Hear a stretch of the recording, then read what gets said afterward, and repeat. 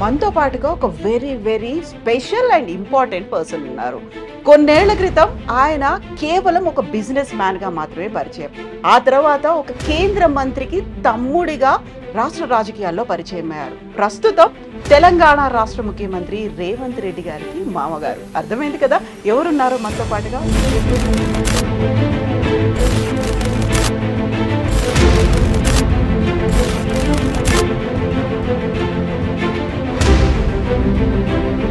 ఎప్పుడు మీకు అనిపించలేదా అలా రాజకీయాల్లోకి వెళ్ళాలి అనేది? కేసీఆర్ వెంబడి ఆల నరేంద్ర గారు వెంబడి ఉన్నాను.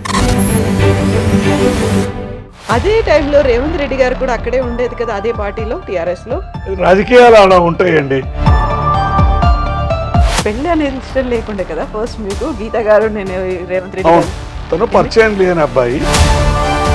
ఎందుకని యాక్చువల్గా మీరు అసలు ఒప్పుకోలేదు? అపనమ్మకమేనా లేకుంటే ఇంకేదైనా? అతను ఏం చదువుతున్నాడు, వాళ్ళు ఏం చేస్తున్నారు కొంత.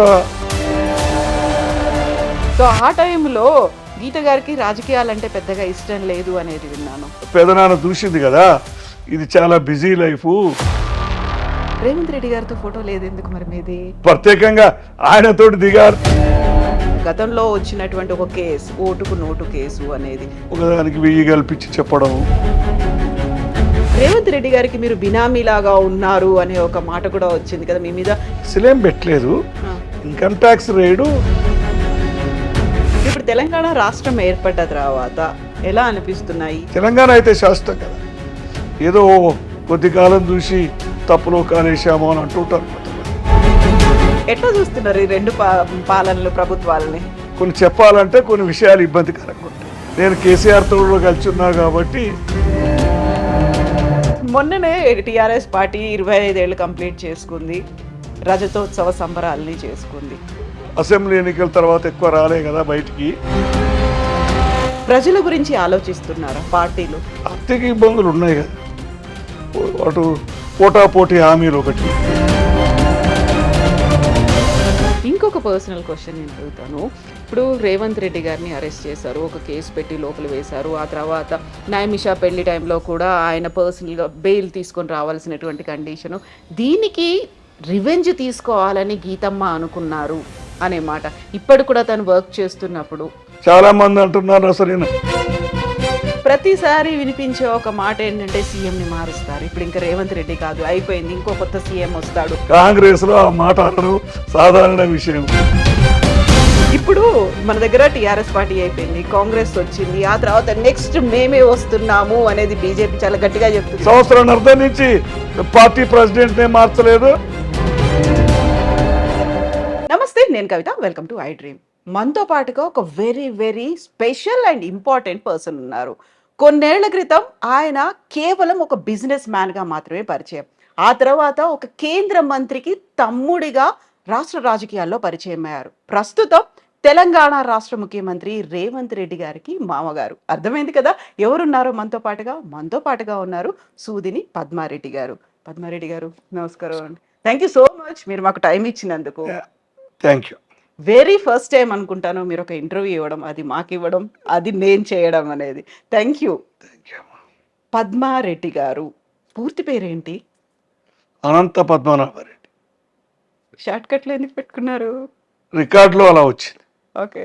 ఇప్పుడు టీచర్ రాసేటప్పుడు స్కూల్ అడ్మిషన్ అప్పుడు పద్మారెడ్డి అని వాళ్ళు సూదిని పద్మారెడ్డి అని రాశారు. సూదిని అనంత పద్మనాభరెడ్డి అంటే కాస్త చాలా పొడుగా అనిపించింది. నాకైతే తెలియదు, ఇదంతా అనుకోవడమే. టీచర్ రాసేటప్పుడు మామూలుగా అందరు షార్ట్ కట్గా పద్మారెడ్డి పద్మారెడ్డి అనేది అట్లా రాయడం జరిగింది. అనంత పద్మనాభరెడ్డి అంటే మన అనంతగిరి కొండల్లో ఉన్న అనంత పద్మనాభ. అనంతగిరి అక్కడే నా చిన్నప్పుడు, నా పుట్టుక ముందు అక్కడ ఉన్నారు వాళ్ళు. అందుకని అక్కడ ఉన్నప్పుడు పేరు పెడదాం అనుకున్నారు, కొడుకు పుడితే అలా పెట్టుకున్నారు. బాగా సెంటిమెంట్లు ఉన్న ఫ్యామిలీయా? దేవుడు భక్తి కొంత ఎక్కువ కాదు, కానీ అక్కడ మా ఎల్డర్ బ్రదర్ ఉండేవాడు, ఆ ట్రీట్మెంట్కి అక్కడ ఉండడం జరిగింది. జైపాల్ రెడ్డి గారి కాదు, అప్పటికంటే ఇంకా పెద్ద ఆయన, ఒక ఆయన 95-100 ఉండేవాడు. ఇప్పుడు ఉంటే ఆయన చనిపోయాడు. ఆయన ట్రీట్మెంట్కు అక్కడ మంచిదని అక్కడ ఉన్నారు. అన్ని ఆయుర్వేద మొక్కలు ఉన్నాయి కదా, గాలి అది అని ఆ కాలంలో అప్పుడు అంటే 50 ప్రాంతాల్లో ఉమ్. 1950లో. మీకుందా నమ్మకం దేవుడు తక్కువే, సెంటిమెంట్లు? లేదు ఎక్కువ. దేవుడు దండం పెట్టుకుంటారా రోజు? అందరితో పాటు పెట్టుకుంటాను, ప్రత్యేకంగా అయితే పోను. పూజలు అట్లాంటివి కూడా ఏముండవు? లేదు, అందరితో పాటు ఫాలో అవుతాను ఆ, ఫ్యామిలీతో. కానీ ప్రత్యేకంగా నేను పూజలకు భక్తికి చెయ్యను. ఉమ్, ఆ భావమే నాకు ఉండదు. ఉమ్. సో ఫ్యామిలీ అంతా పార్టిసిపేట్ చేస్తుంది కాబట్టి తప్పనిసరి పరిస్థితి, అంతేనా? తప్పనిసరి అని కాదు, ఇక అందరినీ కుటుంబంతో కలిసి ఉండాలి కదా. సో ఇప్పుడు జైపాల్ రెడ్డి గారి కంటే కూడా ఒక పెద్ద అన్నయ్య ఉన్నారు. ఉన్నా ఎంతమంది కానీ మొత్తం మీరు? ఆయన 25 26 ఏళ్ళ వయసులోనే, నేను పుట్టక ముందే, పుట్టిన తర్వాత చనిపోయారు కొద్ది రోజులకి. ఏమైంది? కారణం ఏదో మరి మా అన్నగారు చెప్పేవారు, అది క్షయనో మరి ఏదో తెలియదు, ఉమ్. క్షయనే అనుకుంటాను. ఆ టైంలో ఉన్నటువంటి కండిషన్స్ వాటితో కూడా ఆ, చాలా మందికి వచ్చాయి అవును కదా అలాంటి అవును. జబ్బులు వచ్చాయి. అందుకోసమే మీరు అనంతగిరికి అక్కడ అక్కడ ఉండేవాళ్ళు, అమ్మ ఉండేవారు నాన్న మా వాళ్ళు. పేరెంట్స్, మా తల్లిదండ్రులు అక్కడ ఉన్నారు ఆయన కోసం. ఉమ్, అప్పుడే నేను గర్భంలో ఉన్నాను అనుకోవాలి. ఉమ్, ఇట్లా ఉమ్. జైపాల్ రెడ్డి గారికి మీకు ఎంత గ్యాప్, ఏజ్ గ్యాప్? 9 సంవత్సరాలు 9 ఏళ్ళు. ఓ. మధ్యలో చనిపోయి ఉంటారు, ఇద్దరు ఏమో చనిపోయారని మా మదర్ చెప్పింది. ఉమ్, ఉమ్. మొత్తం అలా అయితే ఇప్పటికి 5గురు అనుకోవాలి మనం. అవును. 5గురు. ఇప్పుడు జైపాల్ నేను ఒక మరీ పర్సనల్ విషయం అడుగుతున్నానని క్షమించండి. ఏం పర్వాలేదు. జైపాల్ రెడ్డి గారు వీల్ చైర్, తనకి పోలియో వచ్చిందని, మీకు? మా అన్న మొదటి నుంచి వీల్ చైర్ కాదు, ఉమ్, 73 74 తర్వాత, 72 ఏళ్ళ తర్వాత వీల్ చైర్ వాడుతున్నాడు. అంతకుముందు ఒక కట్టె మీద నడిచేది ఉమ్, చిన్నప్పుడు. తర్వాత అది మంచిది కాదని డాక్టర్ చెప్తే 2 కట్టెలు వాడుతున్నారు. ఆయనకు వీల్ చైర్ చివరి దశలో వాడారు, ఉమ్. వీక్ అయినారు ఏజ్ ప్రకారం. పోలియో. పోలియో చిన్నప్పుడు ఆయనకు 42లో ఆయన జన్మించారు. 43 ప్రాంతంలో సంవత్సరం తర్వాత, నడిచిన తర్వాతనే వచ్చింది. ఉమ్, ఆయన కూడా నడిచిన తర్వాత 6 నెలలకో సంవత్సరానికో పోలియో వచ్చింది. ఉమ్, నాకు కూడా అట్లానే ఏంటంటే, నాకు 3 సంవత్సరాల వయసులో వచ్చింది. 50 నేను పుట్టిన సంవత్సరం 53 అట్లా వచ్చాడు. ఉమ్. అప్పటికి పోలియో వ్యాక్సిన్ మన దేశంలో రాలేదు, అసలు మొదలు కాలేదు ఇవ్వడం అనేది. అంతే అంతే. ఆల్మోస్ట్ 60లో 70లో అట్లా వచ్చింది కదా పోలియో వ్యాక్సిన్ అనేది. 65 70లో ఉమ్, మా పిల్లలు 65లో వచ్చి ఉంటారు, 64 65లో వచ్చి ఉంటారు. అప్పటి నుంచి ఏం చేసేవాళ్ళు, ఎలా ఉండేది మీ యాక్టివిటీ, లైఫ్ స్టైల్ అనేదంతా? ఊర్లోనే ఉండేది. నేను 10థ్కు అట్లా హైదరాబాద్కు వచ్చాను, ఉమ్, 10వ తరగతికి. 9వ తరగతి అక్కడ వేరే ఊర్లో చదువుకున్నాను. 8 వరకు కూడా మా గ్రామం, మాడుగుల గ్రామంలోనే చదువుకున్నాను. ఉమ్. ఆ తర్వాత జాంబాగ్లో ఉన్న వివేకవర్ధిని స్కూలేనా? ఉస్మాన్గంజ్, మోజాంజాయి మార్కెట్ మధ్యలో, ఉమ్, ఉమ్, ఓకే. సరిగ్గా పేరు గుర్తు రావట్లా. ఉమ్. అది సో మేము మాత్రం అటు గోషమేల్ స్టేడియంకు దగ్గరలో ఉండేది ఇల్లు. ఇల్లు ఉండేది అక్కడ. మా అన్నగారు, నేను ఫ్యామిలీ, మా అన్నగారు ఫ్యామిలీ, నేను. అప్పుడు ఎలా వెళ్ళేవాళ్ళు స్కూల్కి మరి మీరు? కొన్ని రోజులు స్టిక్స్తో నడిచాను నేను, క్యాలిపరు స్టిక్స్. 10వ తరగతి వరకు నడిచాను. Calipers, full sticks. ఉమ్, తర్వాత క్రమక్రమంగా అలవాటు తప్పింది. ఉమ్. కాస్త ఏజ్ పెరిగిన కొద్దీ అలవాటు తప్పింది. స్కూల్ రిజిస్టర్లో అయితే పద్మారెడ్డి అని ఉండేది, ఇంట్లో ఏమని పిలిచేవాళ్ళు మిమ్మల్ని? అంతా అదే ఉండేది, అనంత పద్మారాయుడు అని. పద్మారెడ్డి, అంత పద్మ, పద్మ. పద్మారెడ్డి. ఉమ్. పద్మ అనేవాళ్ళ? పద్మయ్య అనేది మా అన్న, పద్మయ్య అనేది ఓకే. అంతే. అంతే, పద్మయ్య. మా ఫాదర్ కూడా అట్లనే, పద్మయ్య అనేది అంతే. అదే ఫిక్స్ అయిపోయింది. మీకు సడన్ గా ఎప్పుడన్నా అనంత పద్మనాభ రెడ్డి ఇలా పిలిచిన వాళ్ళు ఎవరైనా ఉన్నారా? లేరండి, నేనే పుస్తకాల్లో రాసుకునేవాడిని. నా పుస్తకాల మీద ఆ, కింద రాసుకునేవాడిని, చెప్పిన తర్వాత, నాకు తెలిసిన తర్వాత. ఉమ్. కాకుంటే స్కూల్లో రికార్డ్స్ లో, అంతా రిజిస్టర్స్ లో పద్మారెడ్డి అన్నిట్లో, అనే తెలుసు. ఇప్పటికి పాస్పోర్ట్ లో వీటన్నిట్లలో కూడా అట్లనే అంతే ఉంది అంతే. పద్మారెడ్డి. అదేం మార్పు చేయలేదు నేను. ఉమ్. ఇప్పుడు నేను ఒకవేళ మీ ఇంటర్వ్యూ చేస్తున్నాను, సడన్ గా నాకు అంతా జైపాల్ రెడ్డి గారు వాయిస్ విన్నట్టే ఉంది, నేను ఇలా కళ్ళు మూసుకున్నాను అనుకోండి, నా ఎదురుగా పద్మారెడ్డి గారు కాదు జైపాల్ రెడ్డి గారు ఉన్నారు, ఆయనతోనే మాట్లాడుతున్నాను అనే ఫీల్ ఉంది. వాయిస్ అంతా సిమిలర్ గా ఉంది కదా? అన్నల దమ్ములం కదండి, పోలిక ఉంటుంది, కొద్దిగా ఎక్కువ ఉంది అనుకోండి. ఉమ్. బహుశా ఆయన చూసో జీన్స్ అన్నీ కలిసిపోతాయి అనుకుంటాను. సో ఈ ఎవరైనా ఇట్లా మోసపోయిన వాళ్ళు, నేను ఎవరితో మాట్లాడుతున్నాను, పద్మారెడ్డి గారా, జైపాల్ రెడ్డి గారా? చాలా అనుభవాలు ఉన్నాయి అట్లాంటివి. మా ఇంట్లో మా అన్నగారు బయట లేనప్పుడు నేను లోపట ఉంటే మా అన్నగారు లేరని చెప్తే వాళ్ళు నమ్మేవాళ్ళు కాదు జనాలు. గొడవ పెట్టు- ఫోన్ చేస్తే మా వదిన గారు కూడా తమ్ముడా అన్నా అని కన్ఫ్యూజ్ అయ్యేది. హా. అట్లా ఇప్పుడు జైపాల్ రెడ్డి గారి కోసం ఎవరైనా వచ్చారు, వాళ్ళు బయట వెయిట్ చేస్తున్నారు, మీరు ఇంట్లో ఉన్నారు, ఆయన లేరు అనుకో చెప్పినప్పుడు నమ్మకపోయేవాళ్ళు అసలు. అవును, జరిగేది చాలాసార్లు జరిగింది అట్లా.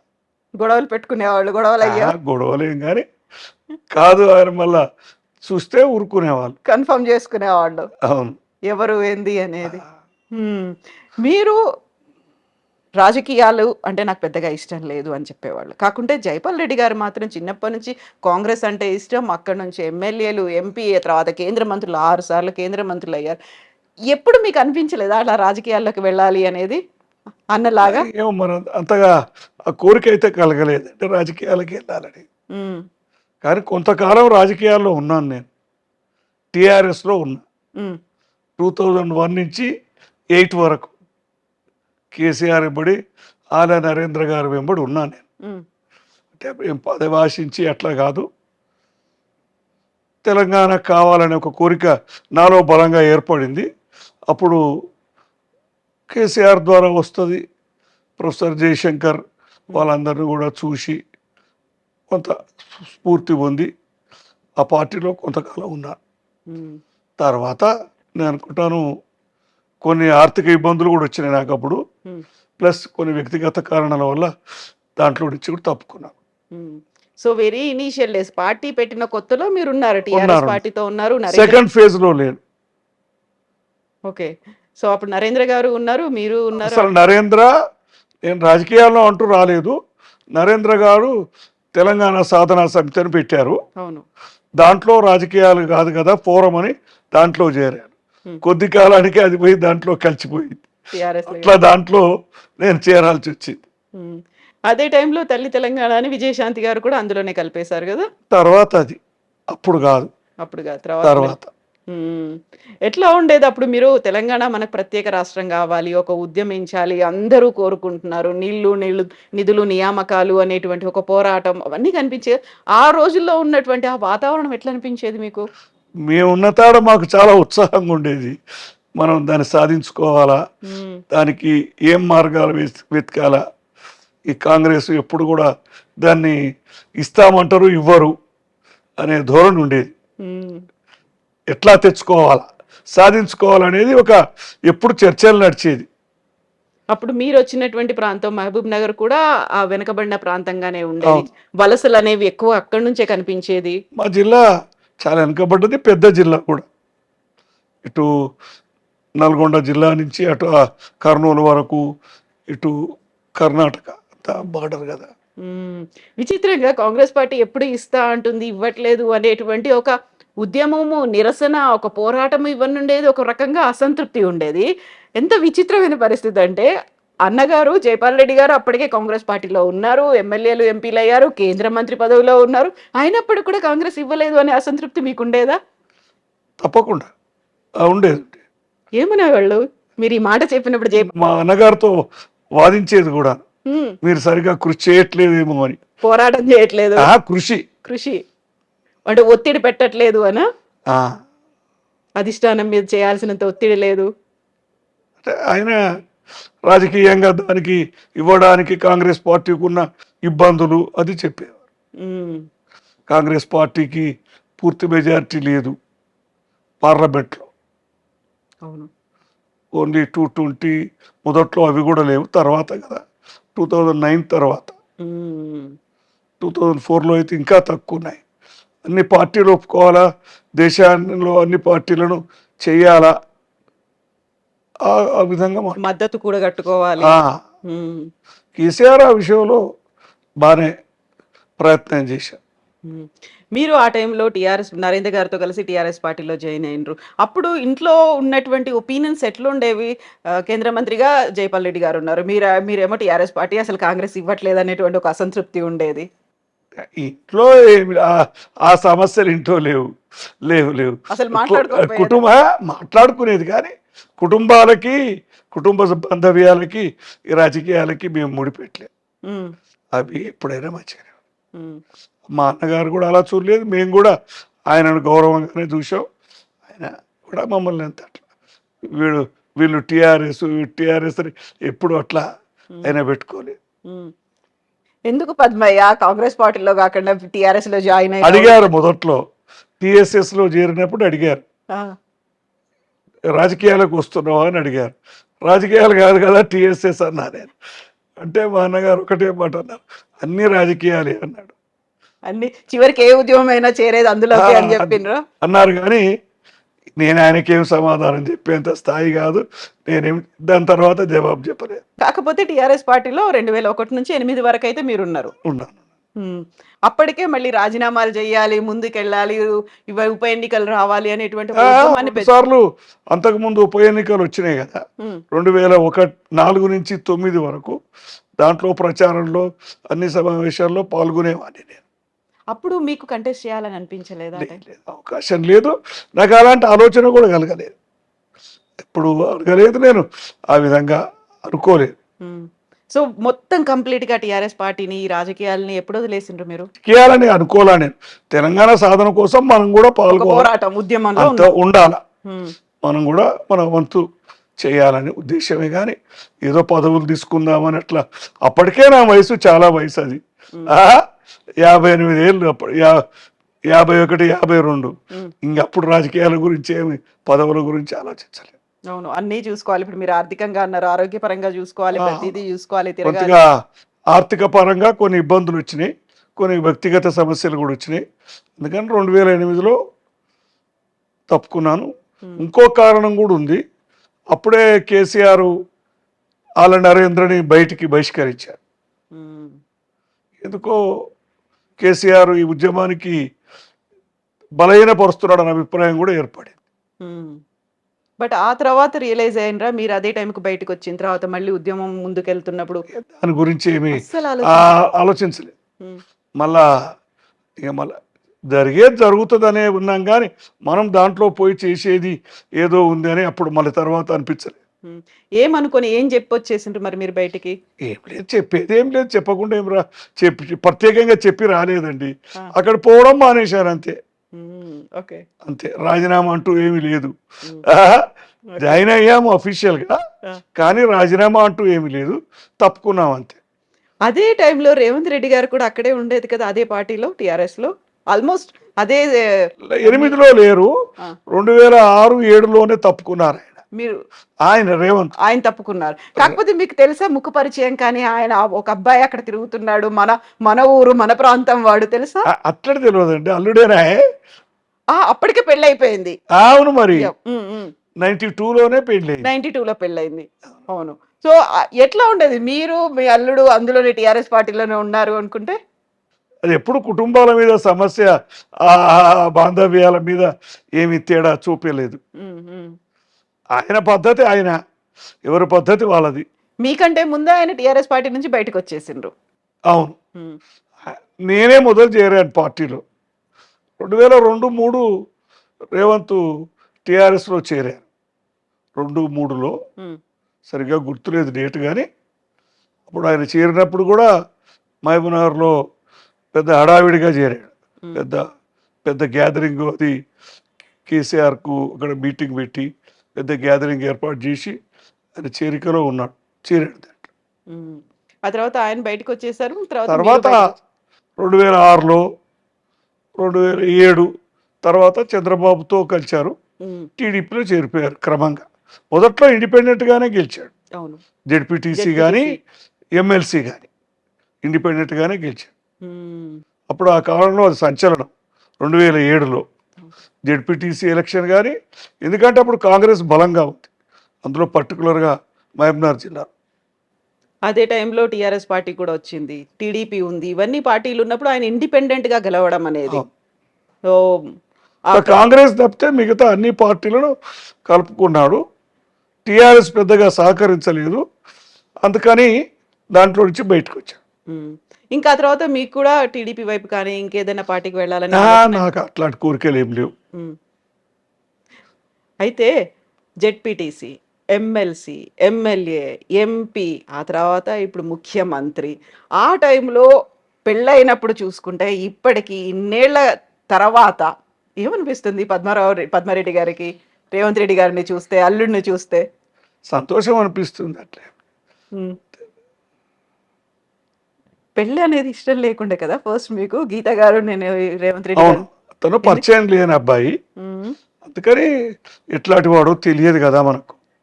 ఆ నపనమ్మకం అవన్నీ ఉన్నాయి. ఉమ్. తర్వాత మేమే దారిలోకి వచ్చాం. దారిలోకి తీసుకొచ్చిరా గీత గారు? అంతే. ఏ ఎందుకని యాక్చువల్గా మీరు అసలు ఒప్పుకోలేదు? అపనమ్మకమేనా లేకుంటే ఇంకేదైనా ఉందా? తెలియదు అతని గురించి. అసలు ఏం తెలియదు. ఆయన గురించి తెలియదు కదా, బ్యాక్గ్రౌండ్ కానీ వాళ్ళ ఫ్యామిలీ కానీ. మా ప్రాంతమే కానీ మాకు ఊరికి చాలా దూరంగా ఉంటుంది. తెలిసిన వాళ్ళ ఊర్లో వాళ్ళు కొంత తెలిసిన వాళ్ళే.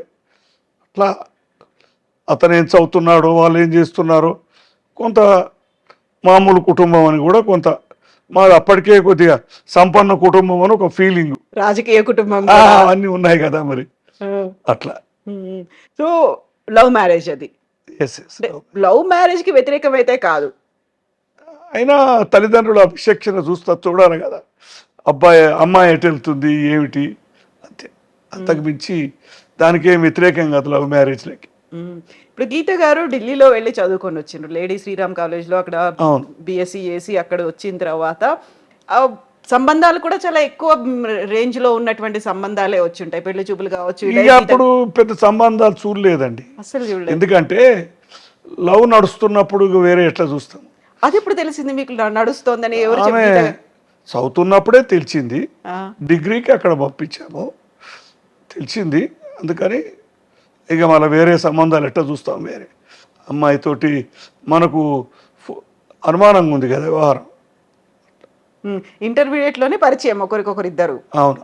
ఆ తర్వాత డిగ్రీకి మీరు అక్కడికి పంపించారు. అవును. ఎందుకు అక్కడి దాకా పంపించాల్సి అనిపించింది మీకు? మా అన్నగారు అక్కడ ఉన్నారు అప్పుడు ఢిల్లీలో, అక్కడ ఫ్యామిలీ ఉంది మా అన్నగారు. ఇక్కడ దూరం అయితే కొద్దిగా అనే ఉద్దేశం ఉంది కొంత, అందుకని అక్కడ పంపించారు. డౌట్ఫుల్, ఎందుకులే వద్దు ఇంకొంతకాలం చూద్దాము. ఎగ్జాక్ట్లీ. సో బట్ అప్పటికి కూడా ఇద్దరు స్టిక్ అయి ఉన్నారు. పెళ్లి చివరి వరకు అమ్మాయి రేవంత్ ఇద్దరు స్టిక్ అయ్యారు. ఇక వాళ్ళ దాంట్లో అంత ఖచ్చితంగా ఉన్న తర్వాత మేము ఒప్పుకున్నాం. సో ఆ టైంలో గీత గారికి రాజకీయాలంటే పెద్దగా ఇష్టం లేదు అనేది విన్నాను. అంటే ఇక అన్నగారు పెదనాన్న చూసింది కదా, ఇది చాలా బిజీ లైఫ్, కాంప్లికేటెడ్ అని ఆమె అభిప్రాయం ఉండొచ్చు. జైపాల్ రెడ్డి గారి ఇంట్లో ఉంటూనే చదువుకున్నారు, అక్కడే ఉంటూ. సో ఇంత బిజీ లైఫ్ ఇవన్నీ అనుకున్న తర్వాత మనం రాసి పెట్టింది అంతే కదా, అంతకంటే బిజీగా ఉండేటువంటి ఒక పర్సన్ భవిష్యత్తులో అవుతారని ఊహించుకోలేదు. అప్పుడు ఎట్లా ఊహిస్తామండి, అదంతా తెలియదు. అతను అబ్బాయే తెలియదు, అంత దూరం ఎట్లా ఊహిస్తాం, రాజకీయాలకు వస్తారు అన్ని కూడా అనుకోని విషయాలు.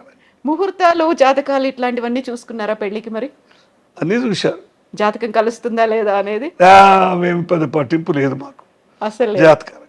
అందులో ఇది లవ్ మ్యారేజ్ అయినప్పుడు ఇంకా పట్టింపు ఏముంటుంది. బట్ ముహూర్తం మాత్రం చూసారు. చూశారు. గ్రాండ్ గా పెళ్లి చేయాలి, తండ్రిగా బాధ్యత, అదంతా ఎలా జరగాలో అలా జరిగిపోయింది సాధారణంగా.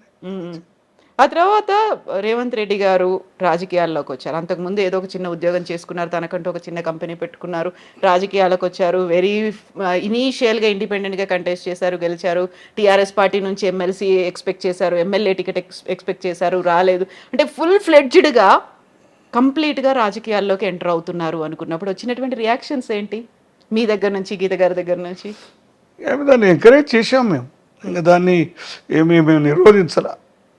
2006 జెడ్పీటీసీ ఎన్నికల్లో నేనే ప్రత్యక్షంగా ప్రచారానికి వెళ్ళాను. మా ప్రాంతమే కదా కల్వకుర్తి, మా అన్నగారు మొదటి నుంచి ఎమ్మెల్యే 4 సార్లు గెలిచిన ప్రాంతమే కదా మండలం. అప్పుడు మిడ్జిల్ మండలంలో పోటీ చేశాడు రేవంత్, ఓపెన్ కేటగిరీ అది. దాంట్లో నేను ప్రచారానికి వెళ్ళాను 10-12 రోజులు. సో అప్పటి నుంచి ప్రతిసారి గెలుస్తూ వచ్చారు రేవంత్ రెడ్డి గారు. వెరీ రీసెంట్‌గా కొడంగల్‌లో మాత్రమే అక్కడ ఎమ్మెల్యేగా ఓడిపోయి అక్కడి నుంచి వచ్చి ఇక్కడ ఎంపీగా గెలిచారు కదా! అవును. అదొక్కటే ఓటమి. మీరు ప్రతి క్యాంపెయినింగ్‌కి వెళ్ళేవాళ్ళా ప్రతిసారి కంటెస్ట్ చేసినప్పుడు? మిగతాది చూసేది కానీ 2007లో అయితే మనదేం పాత్ర లేదు. ఎమ్మెల్సీ కదా అది, హ్మ్. హ్మ్. పబ్లిక్ ఎలక్షన్ కాదు కదా. అవును. 9లో 14లో 18లో అన్నిట్లో పాల్గొన్నాం పబ్లిక్ ఎలక్షన్స్. అంటే మనం స్పీచ్లు ఇట్లీ అట్లా కాదు. హ్మ్. 2006లో మాత్రం ఉపన్యాసాలు, ప్రచారంగా సొంతం వెళ్ళడం అవన్నీ హ్మ్. సో ఆ ఉపన్యాసాలు, ఆ ప్రచారాలు, ఎలక్షన్స్ ఇవన్నీ చూసి అవన్నీ చూస్తున్నాము. నాకు కొడంగల్లో మొదటి నుంచి అనుభవం ఉంది. 1984, 89లో మా అన్నగారు మహబూబ్నగర్ అసెంబ్లీ పార్లమెంట్ నిలబడ్డప్పుడు అక్కడ నేను ఇన్ఛార్జిగా ఉన్నాను హ్మ్. మా అన్నగారికి నియోజకవర్గానికి. హ్మ్. అది అనుకోకుండా మళ్ళీ అక్కడే రేవంత్ పోటీ చేశాడు. అంటే పూర్వ పరిచయాలు ఉన్నాయి 84 నుంచి. హ్మ్. సో అది మెల్లిమెల్లిగా గ్రాడ్యుయల్‌గా ఇక్కడి దాకా వచ్చిన తర్వాత ఒక్కసారి వెనక్కి తీసుకుంటే మీరు కానీ, గీత గారు కానీ, ఇంట్లో ఫ్యామిలీ మెంబర్స్ కానీ ఏం మాట్లాడుకుంటారు? ఏమనుకుంటారా? అసలు రాజకీయాలంటే ఇష్టం లేని గీత గారు కూడా ఇక ఆ సమస్య ఎప్పుడో మర్చిపోయారు. అస్సలు ఇక మునిగిపోయారు కదా ఇక. దాంట్లోనే మునిగి తేలారు కదా. హ్మ్. ఇప్పుడు నైమిష గీత గారికి, రేవంత్ రెడ్డి గారికి ఒకే ఒక కూతురు. తనకి నైమిష అని పేరు పెట్టారు. ఎవరు పెట్టారు ఆ పేరు? మ్మ్. ఏదో కొత్త పేరు కావాలని వెతికితే అది కనిపించింది. ఆ! మేమందరం కూడా ఒప్పుకున్నాం. నైమిషారణ్యం బ్యాక్గ్రౌండ్ అయితే అది. హ్మ్. మనకి రామాయణాలు, పురాణాల్లో మాత్రం ఆ, ఎక్కువ అన్నీ నైమిషారణ్యం అనేది మేము అవును. విన్నాము, చదువుకున్నాము. నైమిష అని బుక్స్లో దాంట్లో వెతికారు. ఆ! వెతికితే ఆ విధంగా సెలెక్ట్ అయ్యింది. ఇప్పుడు ఈ ఇంటికి పేరు కూడా నైమిష అనే పెట్టి ఉంది. ఆ బిల్డింగ్ మనవరాలతోటి ప్రేమతో పెట్టుకుంది అది. మీరే పెట్టుకున్నారు ఇది. అవునవును. ఈ నైమిష బిల్డింగ్ అయితే కాదు కదా! ఇది నైమిషాది కాదు కదా! మాదే ఇది. ఆ! కానీ మనవరాలు పేరు పెట్టుకుంటాం కదా మనం అట్లా. సో తాత అని పిలిపించుకుంది నైమిష నోటి నుంచి అంతేనా? ఆ, ఆ అటాచ్‌మెంట్, ఆ బాండ్ అనేది ఆ, ఎక్కువ ఉంటుంది. తప్పకుండా. హ్మ్.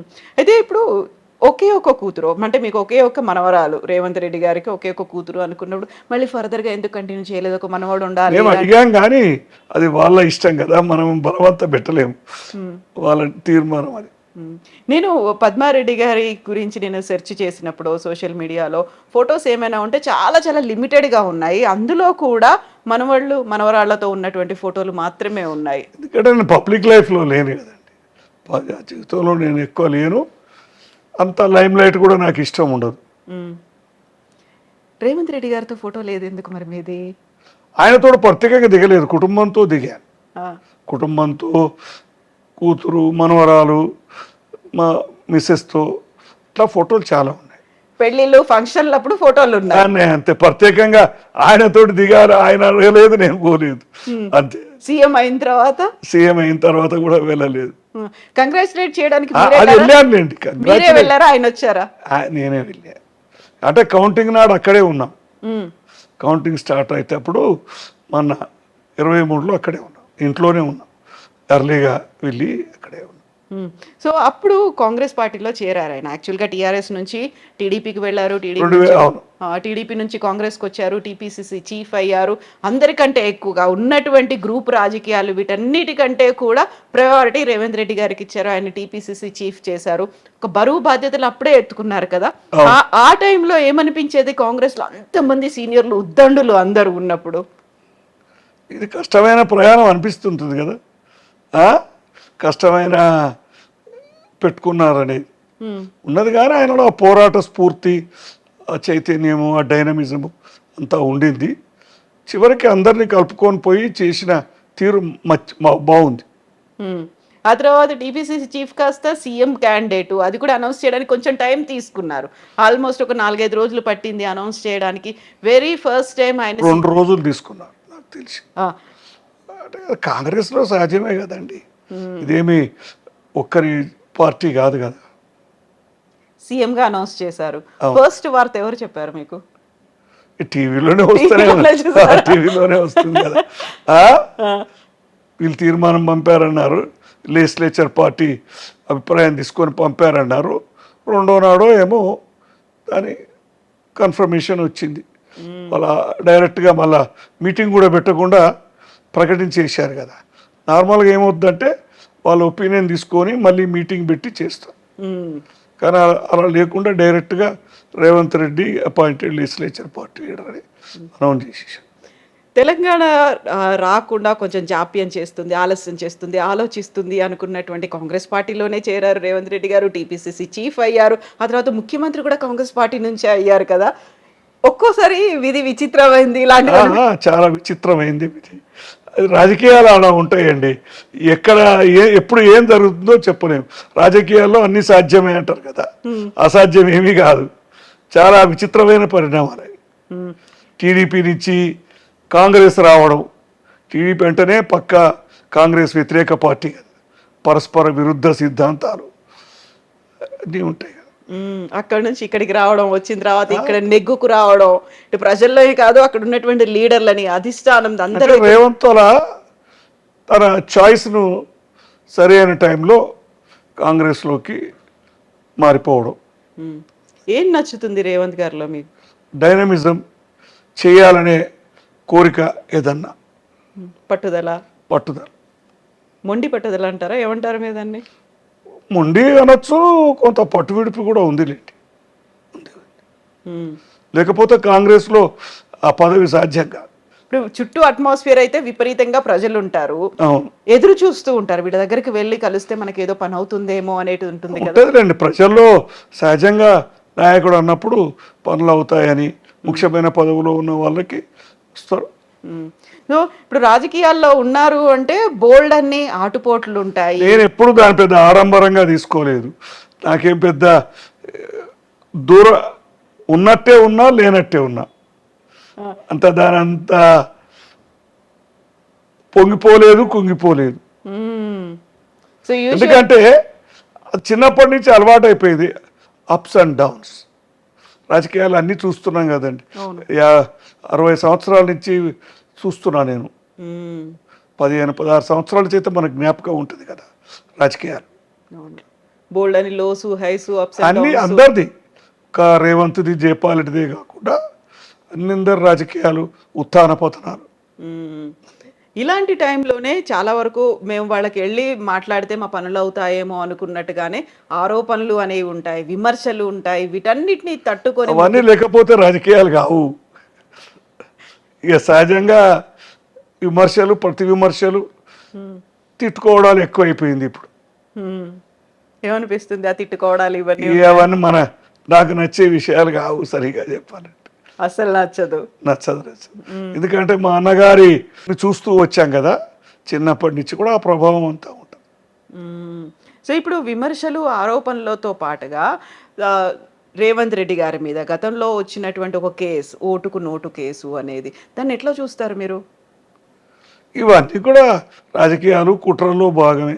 జైలుకి వెళ్ళొచ్చారు. ఆ టైంలో జైల్లో ఉన్నప్పుడు ఉన్నటువంటి పరిస్థితి చాలా బాధపడవలసిన విషయం కదా. అడ్వర్స్ పబ్లిసిటీ, ఒకదానికి 1000 కల్పించి చెప్పడం. కుటుంబంలో అప్పుడు బాధగా ఉంటుంది. కూతురు కానీ, మనమరాలు కానీ, భార్య కానీ, వీళ్ళందరితో మనం షేర్ చేసుకోవాలి. అదే టైంలో నైమిష పెళ్ళి కూడా అదొక విచిత్రమైన జరగడం. అప్పటికే పెళ్ళి కుదరడము, ఆ 15 రోజుల ఎంగేజ్మెంట్ ముందే ఈ కేసు జరగడం. ఆ తర్వాత మీ మీద కూడా అలాంటి ఆరోపణలు. ఇప్పుడు రేవంత్ రెడ్డి గారికి మీరు బినామీలాగా ఉన్నారు అనే ఒక మాట కూడా వచ్చింది కదా, మీ మీద కేసులు పెట్టాలి అనే దాకా కూడా వెళ్ళింది కదా. కేసులేం పెట్టలేదు. ఇన్కమ్ ట్యాక్స్ రైడు ఆయన కేంద్రంగా నా మీద కూడా వచ్చారు, నా దగ్గరికి కూడా వచ్చారు. అన్ని రికార్డ్స్ చేశారు. రైడ్ జరిగింది, అన్ని రికార్డ్స్ అన్ని సెర్చ్ చేశారు. కొన్ని నోటీసులో వచ్చారు, ఇంకా అవి అపీల్స్లో ఉన్నాయి, తేలలేదు, క్లోజ్ అవ్వలేదా? లేదు, కొన్ని ఉన్నాయి, కొన్ని తేలిపోయాయి, కొన్ని నడుస్తున్నాయి ఇంకా. సో దీంతో పాటుగా ఎన్ని అవమానాలు ఇవన్నీ పడాల్సి ఉంటుందో, బ్లాక్మెయిల్ చేస్తారు, బెదిరింపులకు గురి చేస్తారు, ఇలాంటివన్నీ కూడా ఉంటాయి కదా. అవన్నీ మనకేం పెద్ద ఎఫెక్ట్ చేయలేదు, అవేం చేయలేదు. ఇప్పుడు ఒక మన ఇంట్లో ఎవరైనా ఒక పవర్ఫుల్ పొజిషన్లో ఉన్నారు అంటే ఆ పవర్ని మనం మిస్యూజ్ చేస్తున్నాం అనే దాంతో పాటుగా ఈ పని కొంచెం చేసి పెట్టండి, రికమెండ్ చేయండి అంటూ వచ్చే వాళ్ళు ఉంటారు. అవును, ఉంటుంది, సహజం కదా. ఇప్పుడు ఒక ముఖ్యమంత్రి దగ్గర కాదు, మంత్రి దగ్గర కాదు, చిన్న ఎమ్మెల్యే దగ్గర ఆ, పని వాళ్ళకు కూడా ఎంతో రెస్పెక్ట్ ఇచ్చి లొంగి ఉండే సమాజం ఇది. ఆ? అవును. వాళ్ళ దగ్గర పనులు అవుతాయని. కాబట్టి సహజంగా ముఖ్యమంత్రి, ఎంపీ ఏది ఉన్నా కానీ మొదటి నుంచి ఆ పని ఈ పని చేసి పెట్టండి అని వస్తూనే ఉన్నారు. అది మాకు మా అన్నకాలం నుంచి అలవాటైంది. ఉమ్, కొద్దిగా మా అన్నకాలం ఉన్నప్పుడు అంత ప్రెషర్ నా మీద ఉండేది కాదు. ఆ, ఆయన నేను వేరు కాదు కాబట్టి, నాకు తెలిసిన వాళ్ళు ఆయనకు తెలిసిన వాళ్ళు అందరూ ఒకటే కాబట్టి. ఇప్పుడు అల్లుడనే వరకు కొద్దిగా తేడా ఉంటుంది. ఆయనకు తెలిసిన వాళ్ళంతా నాకు తెలియదు, నాకు తెలిసిన వాళ్ళంతా వాళ్ళకి తెలియదు. ఉమ్, ఊరి వాళ్ళు, నియోజకవర్గం వాళ్ళు వస్తుంటారు. ట్రాన్స్ఫర్లని, ముఖ్యంగా ఉద్యోగాలని, పోస్టింగులు, ఉమ్. ఇవి ఉంటాయి ఇబ్బందులు ఎక్కువ ముఖ్యంగా. ఈ పైరవీలు చేయించుకోవాలి, మీరు కొంచెం రికమెండ్ చేయండి పద్మారెడ్డి గారు అంటే ఏం చెప్తారు మీరు? ఇబ్బంది ఉంటుంది, కొన్ని తప్పవు, కొన్ని చేస్తుంటాం. ఉమ్, కానీ రోజు కూడా నేను పోయి ఇదే పని పెట్టుకుంటే పెట్టుకోలేను కదా, అది అర్థం చేసుకోవట్లా.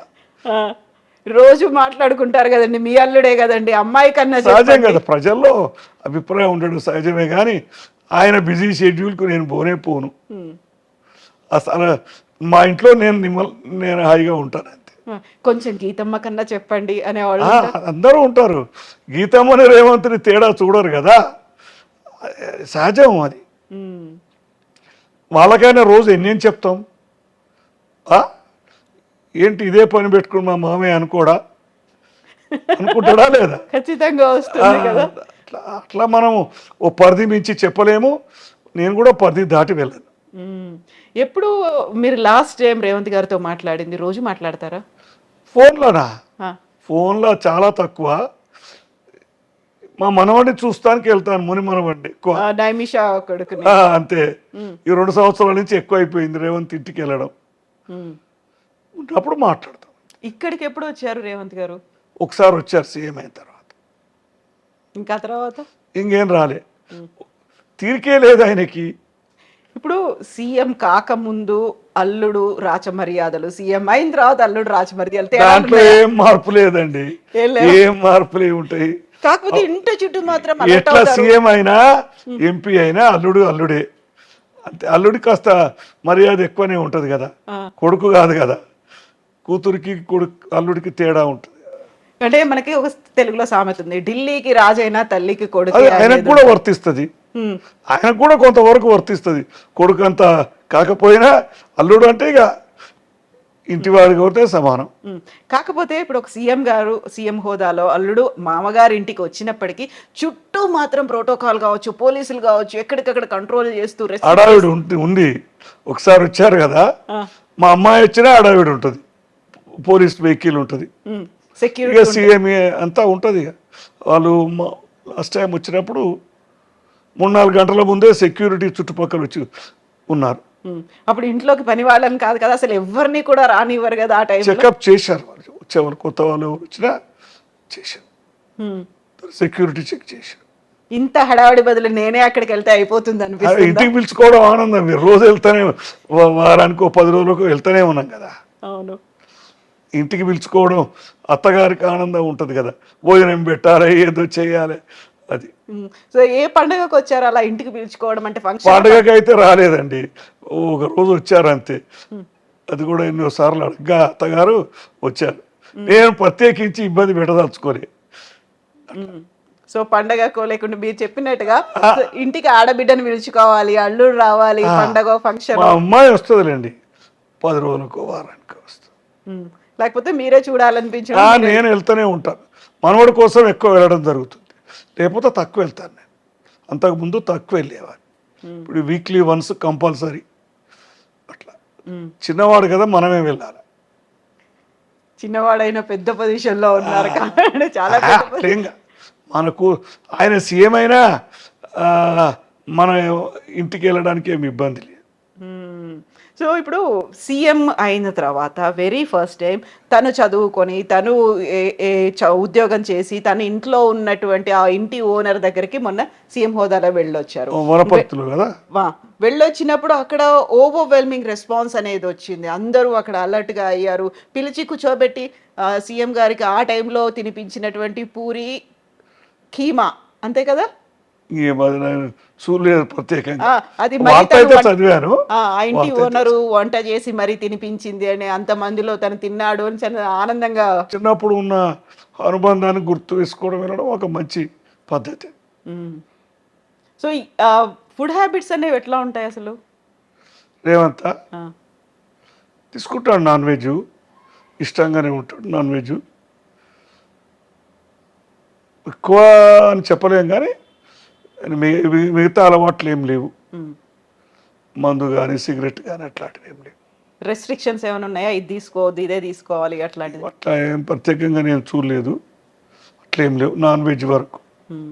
వెజిటేరియన్ నాన్ వెజ్ రెండు తీసుకో. హ్మ్.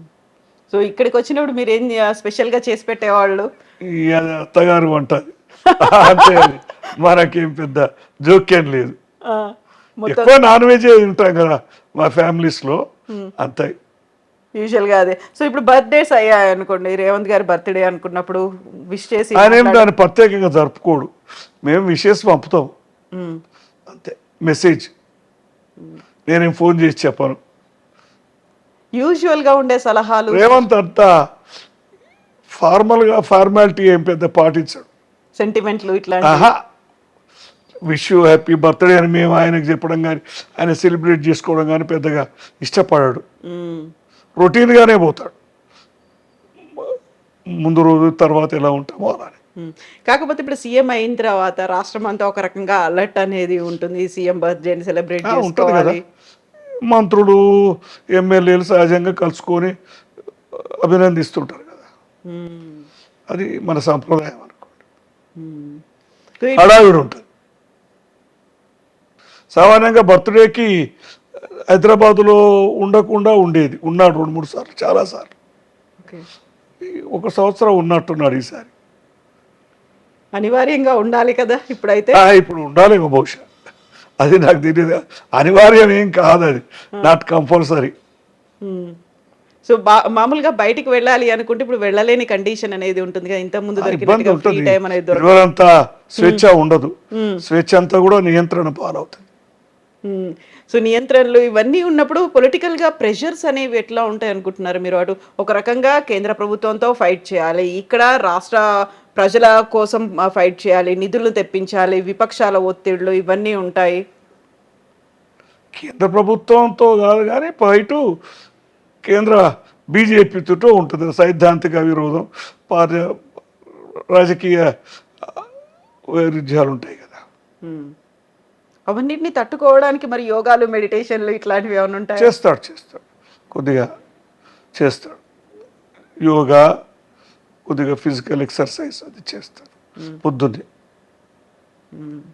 సో, మీరు ఒక ఫౌండేషన్ ఒకటి పెట్టుకున్నారు కదా! భారత అభ్యుదయ భారత్ అని. అభ్యుదయ భారత్. భారత్ అని నేను ఒక 7-8 సంవత్సరాలు అయింది. 6-7 సంవత్సరాలు. మా మండలం, మా ఊర్లో స్కూలు, కాలేజు, ముఖ్యంగా అది విద్యాభివృద్ధికి మా ఏరియాలో నేను తోడ్పడుతుంటాను. మేము అప్పుడు మా కాలేజీ, హ్మ్. మా ఊర్లో కాలేజీ పెట్టారు, జూనియర్ కాలేజ్. స్థలం ఇచ్చాము మేము.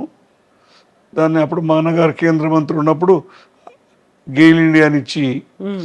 ఫండ్స్ తీసుకొచ్చి దాన్ని మంచి బిల్డింగ్ కట్టాము. కానీ ప్రభుత్వ కొన్ని నియమ నిబంధనల వల్ల ఫ్యాకల్టీ లేకపోవడం, పిల్లలు రాకపోవడం, హ్మ్. దానికోసమని మేము అభివృద్ధి కోసం చూసాం. ఒక కరోనా కంటే ముందు సంవత్సరం, కరోనాలో ఒక సంవత్సరం ఫ్రీ హాస్టల్ నడిపి, వందే మాతరం అని ఇంకో సంస్థతో కలిపి ఫ్రీ హాస్టల్ నడిపాం. ఫస్ట్ ఇయర్ 120 స్టూడెంట్స్కి, 60 మంది అబ్బాయిలు, 60 మంది అమ్మాయిలు హ్మ్. ఫ్రీ హాస్టల్ నడిపి పెట్టాము. తర్వాత నెక్స్ట్ ఇయర్ కరోనా సంవత్సరంలో 60 మందికి హాస్టల్ ఫెసిలిటీ ఇచ్చాం. తర్వాత ఇక మనం 10 సంవత్సరం నడపడం ఇబ్బంది ఉంది. మనకు మనం అనుకున్న ఆశయం కూడా నెరవేరింది. పిల్లలు కూడా బాగా చేరిపోయారు.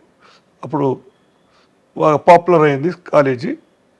దాని నుంచి ఇప్పుడు 275 మంది ఉన్నారు చిన్న మారుమూల గ్రామంలో, మాడుగుల మండలంలో. ఫ్యాకల్టీ అంతా కూడా వచ్చారు. స్ట్రెంత్ ఉంటే కానీ ఫ్యాకల్టీ అంటే టీచర్స్, లెక్చరర్స్ ఇవన్నీ పరిస్థితి రూల్స్ ఉన్నాయి అప్పుడు. ఇప్పుడు కూడా ఉందా రూల్, దాన్ని అధిగమించాం. ఇప్పుడు తెలంగాణ రాష్ట్రం ఏర్పడ్డ తర్వాత ఎలా అనిపిస్తున్నాయి ఈ పరిస్థితుల్లో? 11 ఏళ్ళకి ఎంటర్ అవుతున్నాం మనం.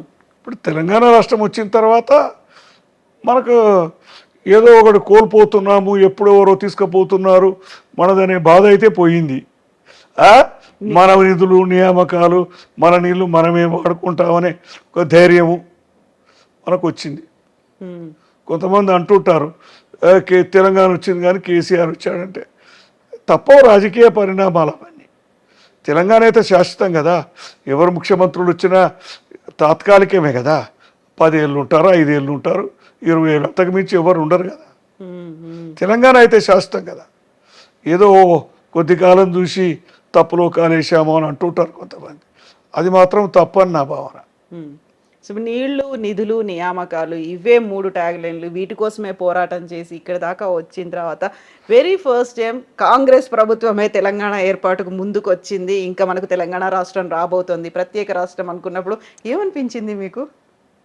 2013-14లో అనుకుంటాను అది కాంగ్రెస్ వర్కింగ్ కమిటీ తీర్మానం చేసిన తర్వాత తెలంగాణ తప్పకుండా వస్తుందని ఒక అభిప్రాయం ఏర్పడింది. అది వరకు జరిగిన పరిణామాలన్నీ కూడా కొంత ఆశాజనకంగా లేవు. 2009 డిసెంబర్ ఆ ప్రకటన కానీ అవన్నీ కానీ. ఆ తర్వాత ఇప్పటికి మెల్లిగా కేసీఆర్ 2 టర్మ్స్ పరిపాలించిండ్రు, 9.5 ఏళ్ళు. ఆ తర్వాత రేవంత్ సర్కార్ వచ్చింది. ఇప్పుడు ఆల్మోస్ట్ ఒక 1.5 year అవుతుంది. ఎట్లా చూస్తున్నారు ఈ 2 పాలనలు, ప్రభుత్వాలని? అవన్నీ నేను కామెంట్ చేస్తే బాగుండదా? ఎందుకంటే దాంట్లో అంత పక్షపాతమే కనబడుతుండొచ్చు, కొంత ఏదైనా అనిపిస్తుంది. అందుకని దాని మీద నేను కామెంట్ చేయదలుచుకో. దేనైనా మీరు డిసోసియేట్ అవ్వలేరు, దాని నుంచి పక్కకు వచ్చేసి కొద్దిగా కష్టం అవుతుంది ఈ విషయంలో. అవును, ఎందుకంటే మీరు పోరాడినరు. కొన్ని చెప్పాలంటే కొన్ని విషయాలు ఇబ్బందికరంగా ఉంటాయి. నేను కేసీఆర్ తో కలిసి ఉన్నా కాబట్టి ఇక ఆ ఇబ్బంది కూడా ఉంది. సరే, మొన్ననే టీఆర్ఎస్ పార్టీ 25 ఏళ్ళు కంప్లీట్ చేసుకుంది, రజతోత్సవ సంబరాలని చేసుకుంది. ఏమనిపించింది? ఏది చెప్పినా మళ్ళీ అడిగే వస్తుంది, మళ్ళీ అది పాలిటిక్స్ అవుతుంది కానీ 25 సంవత్సరాలు పూర్తి కాలేదనిపిస్తుంది. 2001 25లో పూర్తి అవుతుంది, 26లో పూర్తి అవుతుంది. ఒక సంవత్సరం ముందే చేసుకున్నారు అనిపిస్తుంది. ఆవిర్భావ దినోత్సవం 25 ఏళ్ళు అయింది. ఆవిర్భావ 25 ఏళ్ళు కాల 25వ ఆవిర్భావ దినోత్సవం. అంతే. అందులో మళ్ళీ దాంట్లో టీఆర్ఎస్, బీఆర్ఎస్ విరోధాభావం కూడా ఉంది కదా. ఈ సంవత్సరం ఏర్పడి 3 సంవత్సరాలు అయింది. ఇది టీఆర్ఎస్ బీఆర్ఎస్ ఇట్లాంటి ప్రశ్నలు ఎన్నో ఉంటాయిలేండి. మీకేమనిపిస్తుంది పర్సనల్ గా? TRS BRS? అది రాజకీయం అండి, మనం అనిపించేది ఏముంది దాంట్లో. వాళ్ళు ఏదో ప్రచారం, మీటింగు. కేసీఆర్ మళ్ళీ చాలా రోజుల నుంచి అసెంబ్లీ ఎన్నికల తర్వాత ఎక్కువ రాలే కదా బయటికి, కాబట్టి ఆయన దాని ఒక వేదికగా వాడుకోవాలని మనం మీటింగ్ పెట్టుకున్నాం. చూసిండ్రా మీటింగ్ కానీ, కేసీఆర్ మాట్లాడే ఉపన్యాసాన్ని కానీ? చూసాం. ఆయన పాత ధోరణి ఏముందాడు, కానీ అంత స్పీడ్గా అనిపించరా. బహుశా ఏజ్ ఫ్యాక్టర్ కావచ్చు. సో ఎక్స్పెక్ట్ చేసినంతగా లేదా ఉపన్యాసం? లేదు, పంచి లేదేమో అనిపించింది. పంచి మిస్ అయింది. ఇప్పుడున్నటువంటి ప్రస్తుత రాజకీయ పరిస్థితి కావచ్చు, ఈ ఉన్నటువంటి ఏమంటారు సిచ్యువేషన్స్, వీటన్నిటి మధ్యలో కేసీఆర్ దాంట్లో ఏదో మిస్ అయింది ఉపన్యాసం. ఇంకా అవన్నీ వద్దులేండి, అవన్నీ.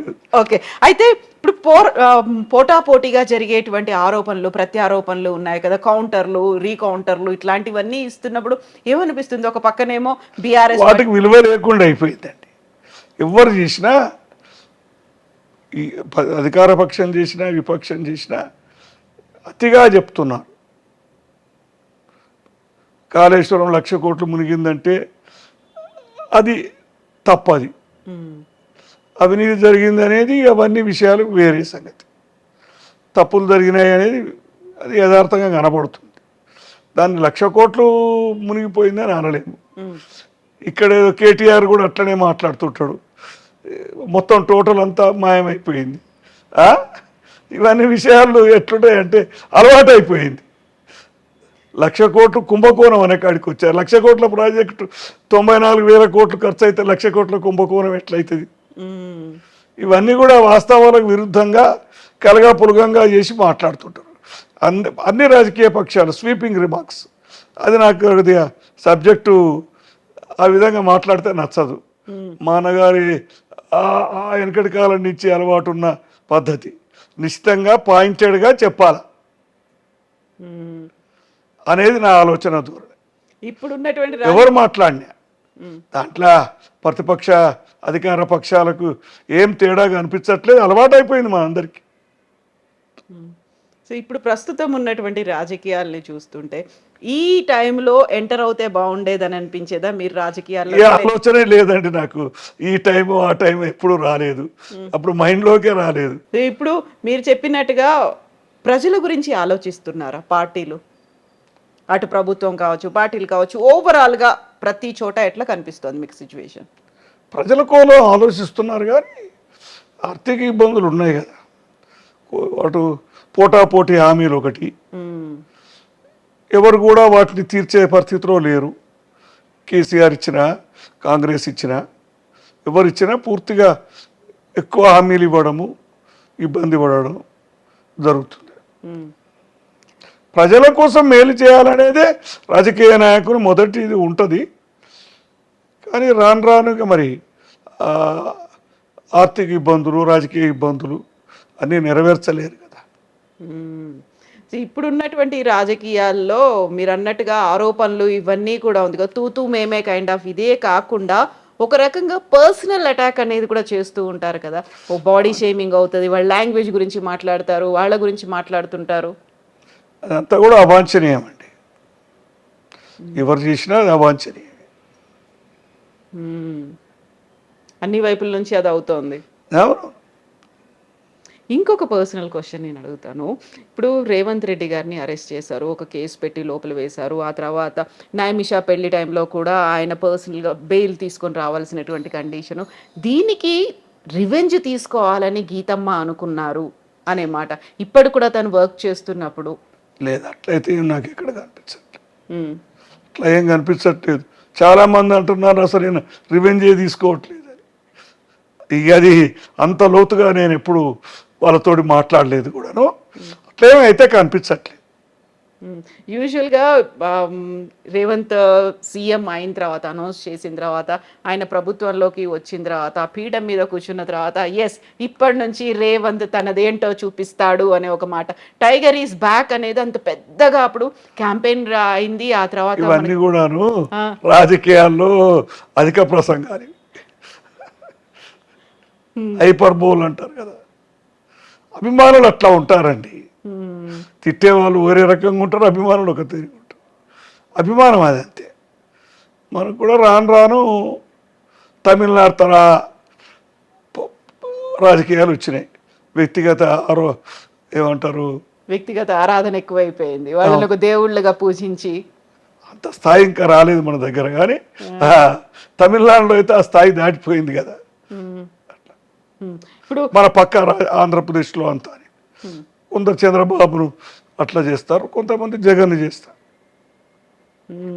ఇప్పుడు చాలా కీలకంగా గీతమ్మ వ్యవహరిస్తున్నారు అనే ఒక మాట ఉంది కదా. ఒక క్యాంప్ ఆఫీస్ లాగా తన ఇంటిని ఏర్పాటు చేసుకున్నారు. ఎక్కడ ఎవరు ఏంటి అనేది ప్రతి అప్డేటు గీతమ్మకే వెళ్తోంది అనే మాట అన్ని తప్పుడండి. ఆమె అడ్మినిస్ట్రేషన్లో నాకు తెలిసి అయితే ఎక్కడ జోక్యం లేదు. అడ్మినిస్ట్రేషన్లో కానీ ఎక్కువ రాజకీయాల్లో కానీ.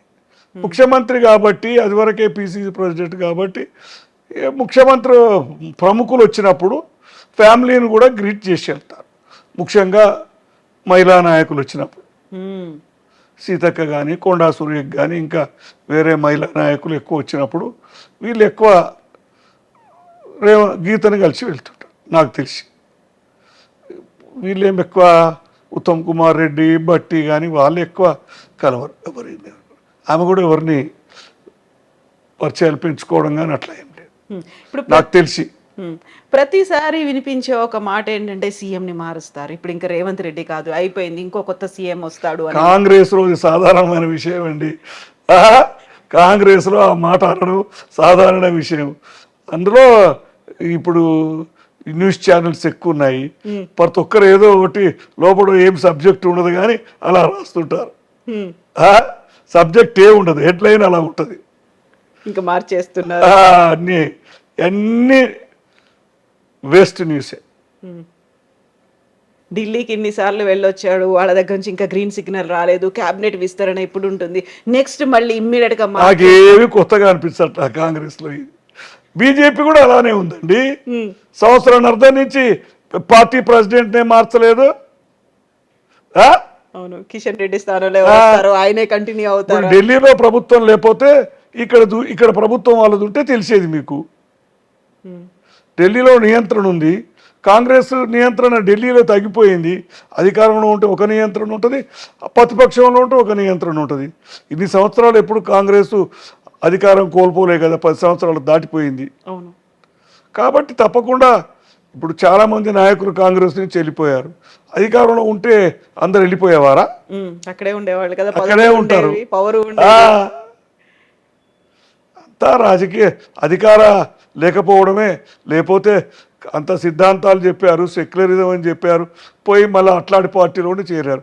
పుట్టినప్పటి నుంచి బీజేపీలో చేరేదాకా బీజేపీని వ్యతిరేకించారు, చేరిపోతున్నారు. ఆ విధంగా చెప్తే మన తెలంగాణలోనే తక్కువ బీజేపీలో వెళ్ళింది. వెళ్ళారు కొంతమంది, పేర్లు ఎందుకు కానీ వెళ్ళలేదు. వేరే మధ్యప్రదేశ్, ఉత్తరప్రదేశ్ కాంగ్రెస్ సోనియా గాంధీకి, రాహుల్ గాంధీకి దగ్గర ఉన్న వాళ్ళు కూడా వెళ్ళిపోయారు. అన్ని పదవులు అనుభవించిన వాళ్ళు కూడా వెళ్ళిపోయారు. మన దగ్గర కూడా ఉంది కదా, కంప్లీట్ గా కమ్యూనిస్ట్ బ్యాక్గ్రౌండ్, లెఫ్ట్ బ్యాక్గ్రౌండ్ ఉన్న వాళ్ళు కూడా బీజేపీలో చేరిన వాళ్ళు ఉన్నారు కదా. అంతా అధికారమేనండి, అంతే అంతే, అధికారం తప్పితే ఇంకేం లేదు. ఇప్పుడు మన దగ్గర టీఆర్ఎస్ పార్టీ అయిపోయింది, కాంగ్రెస్ వచ్చింది, ఆ తర్వాత నెక్స్ట్ మేమే వస్తున్నాము అనేది బీజేపీ చాలా గట్టిగా చెప్తుంది. ఎవరిని భవిష్యవాణి ఎలా చెప్తామండి. అయినా బీజేపీకి కొంత సైద్ధాంతిక బలం ఏర్పాటు పెరుగుతుంది. హిందూ ముస్లిం వాళ్ళ విద్వేష ప్రచారం వల్ల, బూచిగా చూపడం వల్ల. కానీ వాళ్ళకు స్థానికంగా అంత కేడరు కానీ బలం కానీ చాలా ప్రాంతాల్లో లేదు. 120 నియోజకవర్గాల్లో అనుకుంటా కనీసం 119 కదా, 80-90లో తక్కువ బేస్ అంతే రాదు. అది ఒక్క తీరుగా ఉండదు. మనము 2000 అదేంది రఘునందన్ రావు గారు గెలిచారు కదా, 1000 ఓట్ల దుబ్బాక ఒక విచిత్రమైన గాలి వచ్చింది. జిహెచ్ఎంసీని ఎన్నుకున్నారు. మళ్ళీ ఏది ఎలక్షన్స్లో ఎమ్మెల్యే ఎలక్షన్లో అవును, అంటే అది ప్రజలు వ్యక్తిగతంగా ఓటేస్తున్నారా, గాలిని బట్టి ఓటేస్తున్నారా, కానీ అట్లా జరిగిపోతా ఉంది. ఇప్పుడు పద్మారెడ్డి గారికి ఇన్నేళ్ల ఎక్స్పీరియన్స్, ఇంత జీవితంలో రాజకీయ జీవితం తక్కువ అండి. అనేది బాధపడ్డ క్షణాలు ఏమున్నాయి? చాలా పర్సనల్ లైఫ్ కావచ్చు, వృత్తిపరంగా కావచ్చు, ఇటు రాజకీయాలు, ఫ్యామిలీ అన్నీ చూసుకుంటే బాగా బాధపడ్డ క్షణాలు ఏమున్నాయి? సంఘటన ఏంటి? అట్లా 2-3 సార్లు జైలుకు వెళ్ళినప్పుడు రేవంత్ బాధాకరమైన విషయం. ముఖ్యంగా డ్రోన్ కేసు ఇది కానీ, దాన్ని కేసు వివరాల్లోకి వెళ్ళకుండా వాటిలోకి ఎక్కువగా రెవెంజ్ అనే కనిపించింది. బాగా సంతోషపడ్డ క్షణం ఉంటుంది కదా, అల్లుడు పైకి వస్తే సీఎం అయ్యాడు ఉంటుంది కదా, అంతే కదా. అవును. సో అన్న కేంద్ర మంత్రి, అల్లుడు సీఎం, ఏది ఎక్కువ సంతోషాన్ని ఇచ్చింది? చెప్పాలంటే మనవడు పుట్టడం. ఓ నైమిషాకి ఒక కొడుకు పుట్టడం. అవును అవును. ఓకే, నైమిషా కొడుక్కి పేరు ఎవరు సెలెక్ట్ చేశారు? మరి వాళ్ళే సెలెక్ట్ చేసుకున్నారు? అది కూడా రీసెర్చ్. రేవంత్ వేరే రుద్రదేవ్ అనేదో ఆయన ఆలోచించాడు, కానీ అంతా పేర్లన్నీ వెతికి వెతికి పుస్తకాలు ఉన్నాయి కదండి, అన్ని రీసెర్చ్ చేసి రియాన్స్ అని ఫైనల్ చేశాను. యా రుద్రదేవ్ పేరు భలే ఉంది. ఆ ఆలోచన థాట్ ఎట్లా వచ్చింది? రుద్ర అనగానే శివుడు అలా. రుద్రదేవ్ అది కాకతీయ రాజులో ఒక ఆయన పేరు అది. రుద్రదేవ మహారాజు. అతని కూతురే రుద్రమదేవి. రుద్రమదేవి. సో ఆ హిస్టరీ అవన్నీ చూసుకున్నారు. రుద్రదేవ్ అంటే శివుడు, ఈ దేవుడు సెంటిమెంట్ ఇవన్నీ. రియాన్స్ అంటే మాత్రం విష్ణువు. శివుడు అనుకున్నారు, విష్ణు పేరు సెటిల్ అయింది. అంతేనా? పేరు నచ్చింది, భక్తి కంటే ఎక్కువ పేరు ప్రత్యేకంగా ఉండాలనేది అంతే. సో ఇప్పుడు రేహాన్ష్ మీతో మాట్లాడతాడా, ఆడుకుంటాడా ఏంటి? ఆడుకుంటాడు. ఇప్పుడు ఆయన ఆటలోనే ఎక్కువ ఉన్నాడు. పెద్ద ఆడుతున్నాడు, 2 ఏళ్ళు దాటిపోయింది. ఉంటదిగా సహజంగా. ఆ పేరు బిగ్ తాత అని పిలుస్తాడు. తల్లి అమ్మమ్మ చెప్పింది ఆ పేరు. ముత్తాత కదా. అవును. అందరు తాతలు ఎక్కువైపోయారు. మా వాడికి మా బ్రదర్స్ అందరు తాతలే. వాళ్ళ అన్నదమ్ములు 5 ఉన్నారు, వాళ్ళందరూ తాతలే కదా. అవును. కాబట్టి మరి డిఫరెన్స్ ఉండాలని బిగ్ తాత అని పెట్టి. బిగ్ తాత, బిగ్ అమ్మమ్మ అంతేనా? తాతమ్మ, తాతి, తాతి అని పిలుస్తాడు, మీరు మాత్రం బిగ్ తాత. సో ఇప్పుడు రేహాన్ష్ గీతమ్మని, ఆ తర్వాత రేవంత్ రెడ్డి గారిని అమ్మమ్మ తాత అని పిలుస్తాడు. ఏమని పిలుస్తాడు? అమ్మమ్మ తాత అని పిలుస్తాడు. సో తెలుగు ఎక్కువ మాట్లాడుతున్నాడు. తెలుగు ఇవే మన అమ్మ తాత అమ్మమ్మ. అమ్మ నాన్ననేనా? అమ్మనే అంటాడు. నైమిషాని అమ్మ అని పిలుస్తాడు. నాన్ననే అంటాడు తండ్రిని. సో అదే ఎక్కువ సంతోషపడే క్షణం ఇంకా. అవును. రేహాన్ష్ రావడం. ఎందుకంటే మనం మోర్ ప్లెజర్, మనవరాలు కూతురు కంటే మనవరాలు కంటే మరి ముని మనవడు సంతోషాన్ని ఇచ్చే క్షణాలు కదా. అంతే కదా, మన పిల్లల కంటే వాళ్ళ పిల్లలు అంటే ఎక్కువగా అటాచ్మెంట్, బాండ్ అనేది ఉంటుంది. మనం కూడా ఏజ్ బిజీ లైఫ్ ఉండదు, ఫ్రీగా ఉంటాము కాబట్టి వాళ్ళతోటే మనం టైం స్పెండ్ చేయాలనిపిస్తుంది. సో మీరు కూడా గీతమ్మ కంటే ఎక్కువ టైం నైమిష కంటే ఎక్కువ టైం నైమిషతో మేము చిన్నప్పుడు చాలా టైం స్పెండ్ చేసాం. మనవరాలు కదా, చిన్నప్పుడు ఎక్కువ మా ఇంట్లోనే ఉండేది, ఉంచుకున్నాము అట్లా ప్రేమతోటి. గీతమ్మ ఎట్లాగో ఢిల్లీలో ఉన్నారు కాబట్టి అప్పుడు ఏం లేదు, ఇప్పుడు ఇక్కడే ఉంది. కానీ ఫ్రీక్వెంట్ ప్రతిరోజు తీసుకురావడం కానీ పోవడం కానీ చాలా రోజులు. జైపాల్ రెడ్డి గారు రాజకీయాల్లోకి వచ్చారు, కేంద్ర మంత్రి అయ్యారు. అక్కడి దాకా వెళ్ళిన తర్వాత మీరు చేసేటువంటి వ్యాపారాలు ఉంటాయి కదా, ఏం వ్యాపారం చేశారు? మీ బ్యాక్గ్రౌండ్ ఏంటి యాక్చువల్గా? మాది వ్యవసాయ కుటుంబమే. మా నాన్నగారికి ఇట్లా, మా నాన్నగారికి వడ్డీ వ్యాపారం ఉండేది ఊర్లో. ఆయన అప్పటికే పెద్ద భూస్వామి. అంటే మొదటి నుంచి లేదు, మా నాన్నగారు పైకి తెచ్చింది. మా అన్న నేను చిన్నగా ఉన్నప్పుడే ఆయన ధనవంతుడని పేరు మా ప్రాంతాల్లో. మనీ లెండింగ్ అది లైసెన్స్ ఉండేది ఆ కాలంలో. మంచి ఉన్నత కుటుంబం అనుకోండి ఆర్థికంగా. వ్యవసాయం మధ్య రకం ఫ్యామిలీ అయినా ఆర్థికంగా ఉన్న కుటుంబం ఆ ప్రాంతంలో. అది మా 78లో అట్లా హైదరాబాద్లో చదువుకున్నాను 4-5 సంవత్సరాలు, 8 వరకు ఊర్లోనే. ఒక 9వ సంవత్సరం మాత్రం చింతపల్లి అనే పక్క ఊర్లో, ఒక 20 కిలోమీటర్లు ఉంటుంది మాడలకి. అక్కడ చదువుకున్నాను 1 సంవత్సరం మా బంధువుల దగ్గర. అప్పుడు నడిచేది నేను కట్టెలతోటి. తర్వాత హైదరాబాద్ వచ్చాను. 10th 11th ఇంటర్ అప్పుడు పియూసీ అనేది బీకామ్. ఆ తర్వాత మీరు చేసినటువంటి తర్వాత వివాహం అయింది. ఊరికి వెళ్ళాను నేను. వివాహం అయింది. వివాహం అయినాక కొన్ని రోజులు వ్యవసాయం అది చేయించాము, చేశాం. కానీ తర్వాత వ్యవసాయము అంతా ఆదాయం తగ్గిపోయింది, లాభసాటి కాదనిపించింది. ఉంది 150 ఎకరాలు అప్పుడు. తర్వాత ఇక ఈ వ్యవసాయం లాభం లేదని పిల్లలు కూడా పెద్దలు అయ్యారు. మా అమ్మాయి 72, బాబు 74. ఇక అన్నీ కలిసి వచ్చాయని 78, 79 నుంచి ఏదైనా వ్యాపార అవకాశాలు చూస్తుంటే నాకు హ్యాండిక్యాప్డ్ ప్రిఫరెన్షియల్లో ఇండియన్ ఆయిల్ కెరోసిన్ డీలర్షిప్ వచ్చింది. ఉమ్, దాంట్లో సెటిల్ అయిపోయాను. ఇంకా ఉమ్. ఎన్నేళ్ల పాటు ఉన్నారు అందులో? 2009 వరకు ఉన్నాను. తర్వాత దాన్ని తగ్గించుకున్నాను ఉమ్. 2009లో. ఇప్పుడు మెల్లిమెల్లిగా కిరసన ఆయిల్ది కూడా తగ్గిపోయింది కదా, అంతా గ్యాస్ లేదు, అనేది. తర్వాత మొత్తం పోయింది. 2009లో అపాయింట్ అయింది. అంటే 30 సంవత్సరాలు కెరోసిన్ రంగంలో ఉన్నాను. ఉమ్, నేను ఆల్ ఇండియా ప్రెసిడెంట్ కూడా చేశాను. ఉమ్, 2 టర్మ్లు స్టేట్ ప్రెసిడెంటు, సెక్రటరీ, ప్రెసిడెంటు. ఢిల్లీలో కూడా ఆల్ ఇండియా సెక్రటరీ, ప్రెసిడెంటు. సిటీకి ఆల్మోస్ట్ చాలా సంవత్సరాలు ప్రెసిడెంటు, సెక్రటరీ. మా association wholesale kerosene dealers association. ఇప్పుడు ఆల్ ఇండియా ప్రెసిడెంట్ గా ఉన్నారు అంటే రెగ్యులర్ గా తిరగాల్సి వచ్చేదా మీరు? వెళ్ళేది ఎలా వెళ్ళేవాళ్ళు అప్పుడు? ఫ్లైట్లో, ట్రైన్లో, కుర్చీది వాడేవాడిని. ఉమ్. అసిస్టెంట్ పక్కన ఎప్పుడో ఒకరు ఉండేవాళ్ళు, అసిస్టెంట్ ఉండేవాళ్ళు. లేకపోతే ఇబ్బంది కదండి. అవును కదా. సో మీరు అక్కడి నుంచి తిరగడం కావచ్చు, ఇవన్నీ కూడా ఎప్పుడో ఒకరు ఉండాల్సిందే. ఉండాల్సిందే బయటికి వెళ్తే. అప్పటి నుంచి ఒకరే ఉన్నారా, ఎవరైనా మారారా?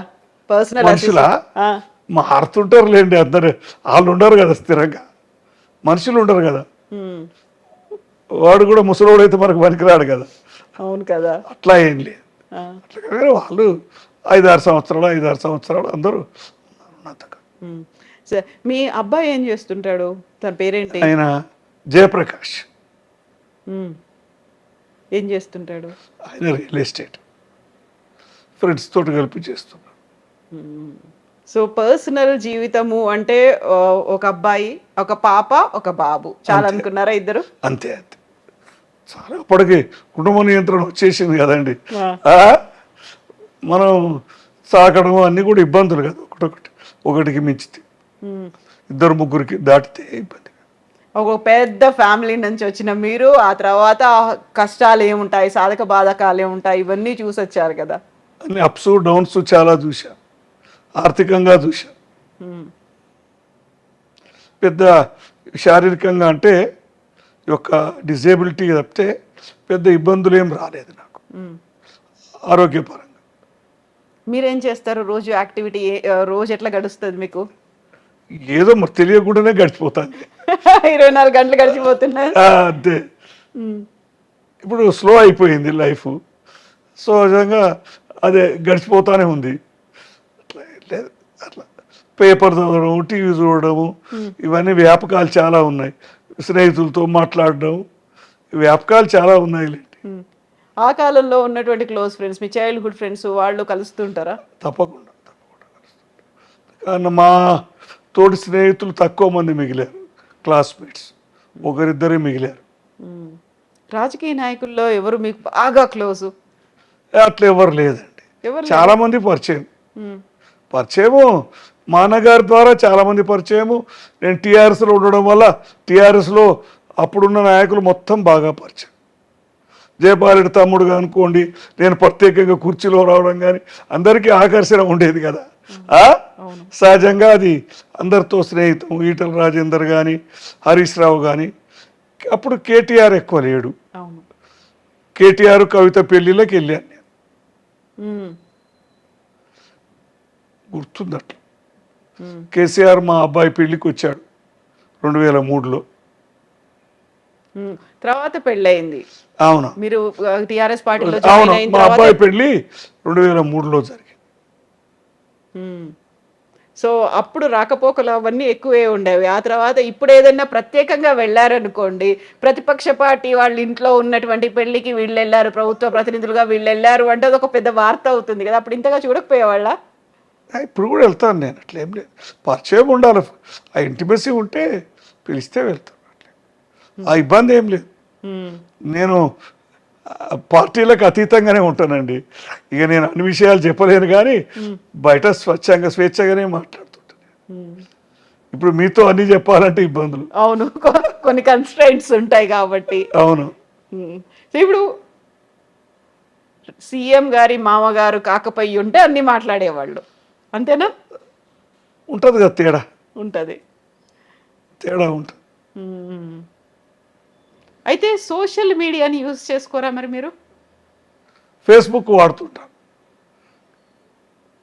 బీజేపీ సైద్ధాంతికంగా నాకు నచ్చదు. ఆ. అది మా అన్నగారి ప్రభావం, చిన్నప్పటి నుంచి అలా అలవాటు. మ్మ్. సైద్ధాం వాళ్ళ బీజేపీలో చాలామంది లీడర్లు చాలా పరిచయం. దత్తాత్రేయ గారు కానీ, నరేంద్ర కానీ వాళ్ళంతా బాగా పరిచయం. మ్మ్. మొదటి నుంచి కూడా బాలరెడ్డి ఉండేవాడు, బద్దం బాలరెడ్డి గారు. వాళ్ళందరూ పరిచయం.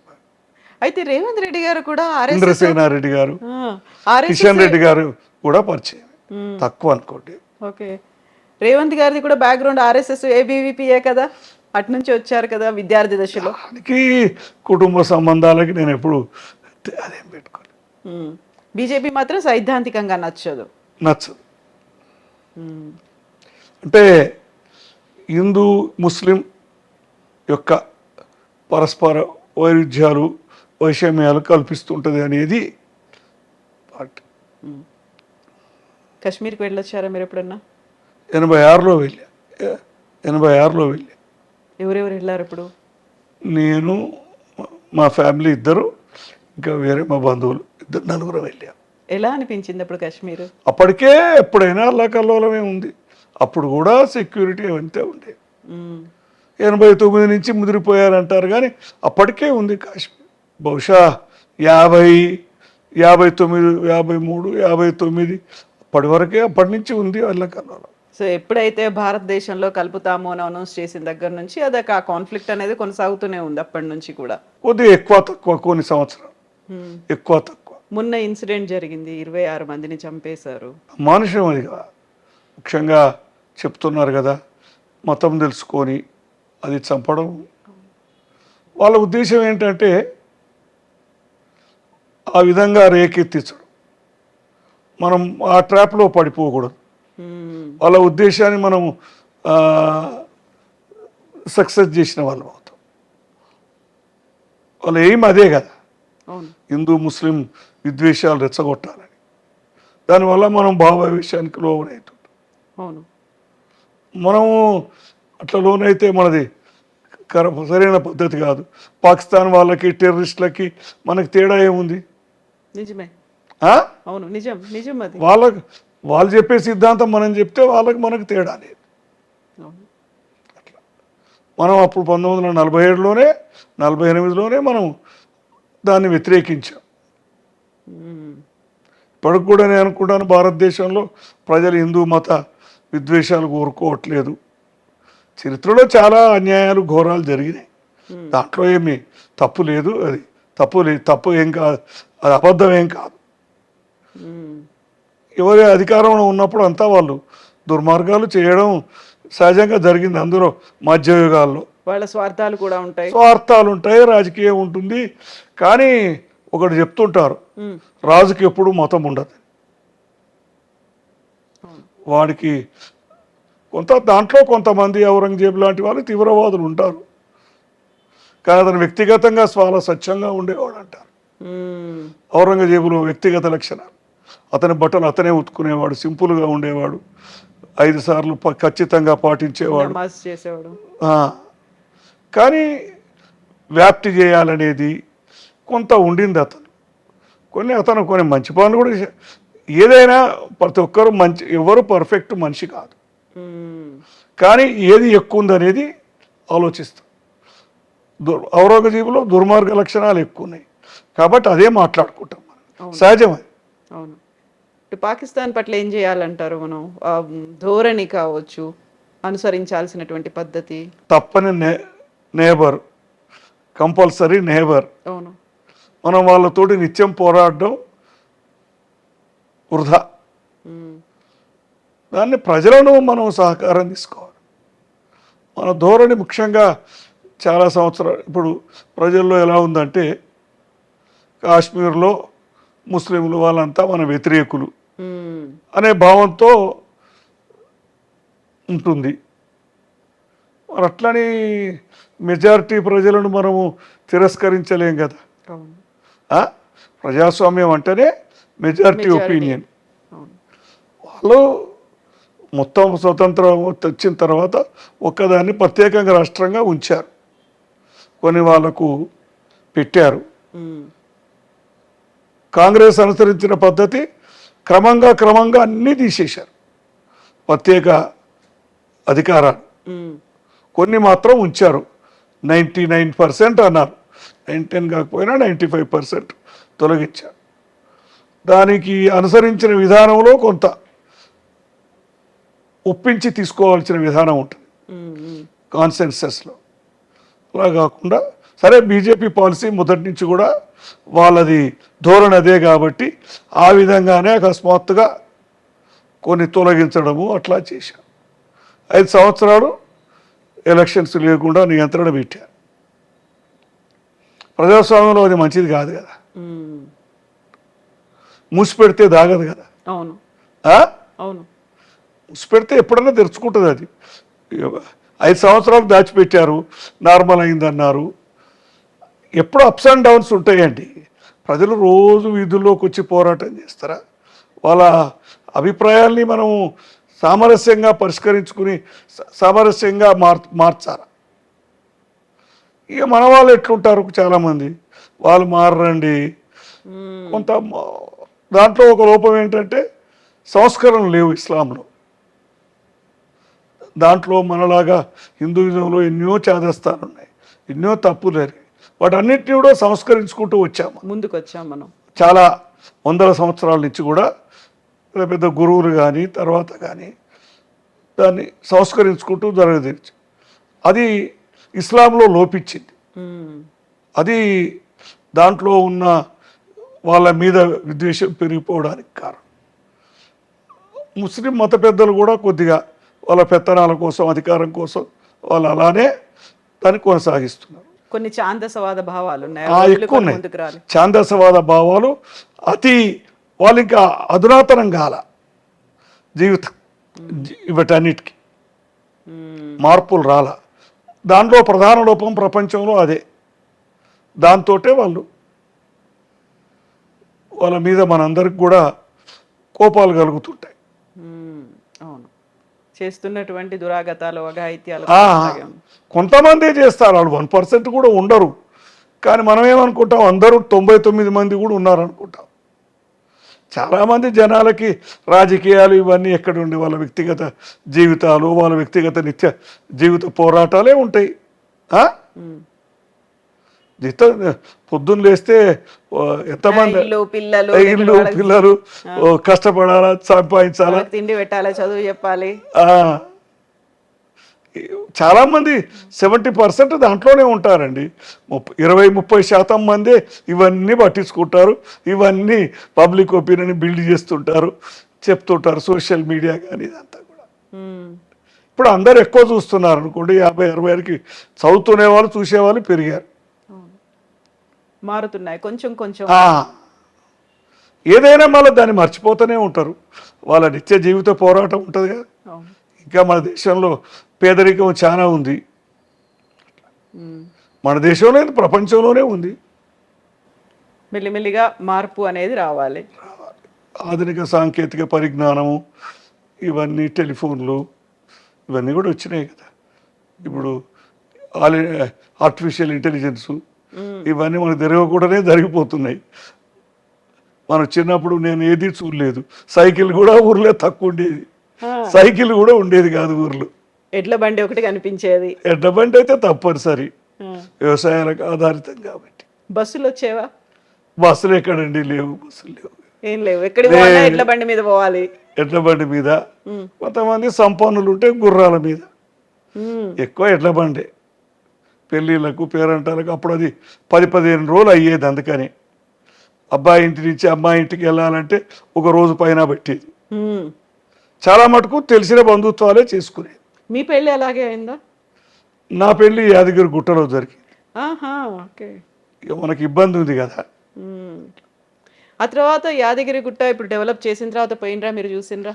వెళ్ళాను, ఒకసారి వెళ్ళాను కట్టినాక. ఏమనిపించింది ఆ టైంలో? మీరు చిన్నప్పుడు చూసింది, మీ పెళ్ళి ఎప్పుడు చూసింది, ఆ తర్వాత చూసింది? ఇప్పటికీ అప్పుడు జనాభాకి ఇప్పుడు జనాభాకి విపరీతమైన రద్దీ ఉంది.